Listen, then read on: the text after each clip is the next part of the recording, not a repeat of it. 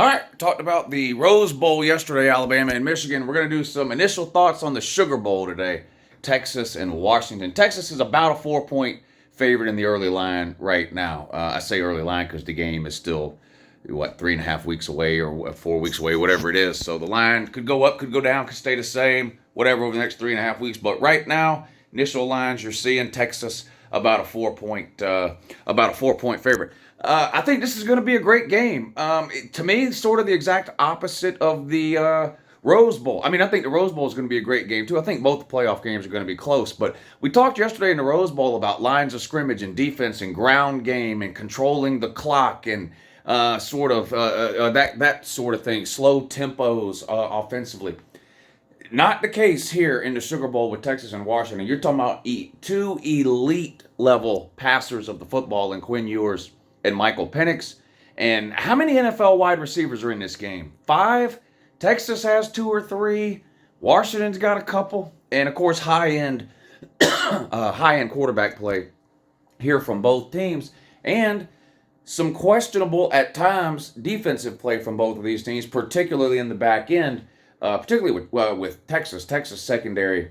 If you're looking for, when you get to talking about these playoff teams and what are their weaknesses, there aren't very many weaknesses. That's why they're playoff teams. I am not saying Texas secondary is bad. Don't misunderstand what I'm saying. You're splitting hairs here when you're trying to find weaknesses or soft points on any playoff team, right? But Texas has a very young secondary. They're going to be playing at least 1, maybe 2 freshmen in that secondary. And we have seen at some points over this season that secondary get taken advantage of. Now, 3 weeks is a long time for these guys to practice up and get a lot better. And look, I'm not saying they need to get better. They can beat Washington as is. I'm not saying they will, but they can. And Washington can beat Texas. This is going to be a great game. I think this game will be a more entertaining game to watch, maybe, than the Rose Bowl with Alabama and Michigan. I think you're going to see a lot of offense in this game, a lot of up and down the field, sort of a track meet style game, who can score the most points. Whereas in that Rose Bowl with Michigan and Bama, it kind of seems like maybe the first one to 28 points, 27, 28, 30 points might win that game. You might be looking at a game here in the Sugar Bowl that could get up into the 40s. And it's going to be a great game. I'm really excited about this one. Big 12 versus Pac-12 for now. Both teams on the way out. Texas on the way out of the Big 12, headed to the SEC. Washington on the way out of the Pac-12, headed to the Big 10. So you sort of have, again, the SEC versus Big 10 rivalry going on here, similar to the Michigan-Alabama game. Alabama already in the SEC, Michigan already in the Big 10. These two teams in the Sugar Bowl headed to the SEC and the Big 10 respectively. But for now, Big 12 and Pac-12. But this is going to be a really good game. Exciting, I think high scoring. I'm excited to watch Quinn Ewers and Michael Penix sling the ball around here in the playoffs. And these are two teams that are not used to making the playoffs. So I don't think really either team has an advantage over the other in terms of playoff experience or nerves heading into a playoff environment. I wouldn't be surprised if both teams exhibit some nerves heading into this game. Now, Washington has made the college football playoff before, but it was 9 years ago. 8 or 9 years ago. I mean, there's nobody on this team from the staff down who was a part of that Washington team that made the playoffs all those years ago. So, that's out the window for Washington. And Texas, of course, not only their first trip to the playoffs, but first time winning the Big 12 even since 2009. So both teams kind of taking that next step this year. It's been a goal of both of these teams heading into the season was to win their conference and make the playoffs. And here they are in a first-round playoff game matched up in the Sugar Bowl, and I think it's going to be, really, really good. Coaching advantage: Steve Sarkisian on Texas. He's been at Texas a couple of years longer, 1 year longer maybe, than Kalen DeBoer at Washington. Is that right? But these are two young and upcoming coaches. I think Sarkisian probably a more well-known coach than Kalen DeBoer. I mean, Sarkisian has had big-time jobs in the past, head coaching jobs, and, he was the offensive coordinator at Bama in one of the best offenses they ever had there. And there was a lot of high hopes and expectations when he took that Texas job. And it didn't start out great, but they're exactly where they want to be now in year 3 or 4, whatever this is, for Sarkisian at Texas. You look at Kalen DeBoer up at Washington. He's had massive success everywhere he's been, including now at Washington, leading them to the playoffs leading into the playoffs this season, beating Oregon twice. I mean, those are two really good wins. I'm still high on Oregon. I still think Oregon might be one of the best 4 teams in the country. Look, Oregon lost 2 games to Washington by a total of 6 points.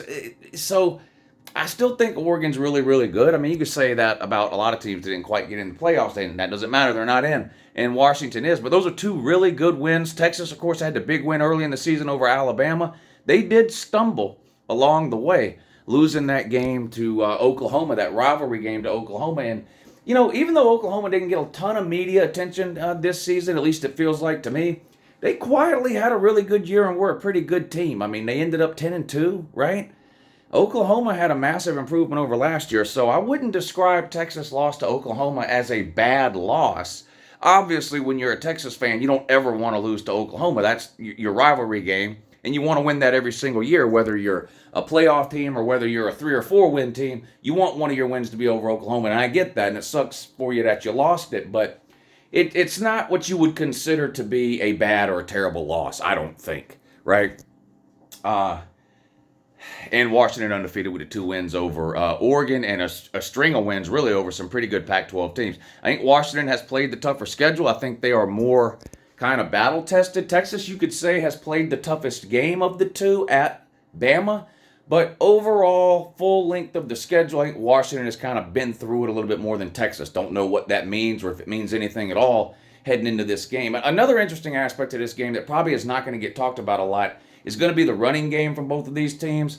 And even though Texas is without their starting running back, Jonathan Brooks, who had a really good first half of the season, knee injury out for the year, they have really not missed a beat at the running back position, Texas. And I think Texas has the edge running the ball in this game against that Washington defense as opposed to Washington running against that Texas defense. But, man, this is going to be a great game. I'm excited. I'm not making picks on any of these playoff games because they're still 3.5 weeks away.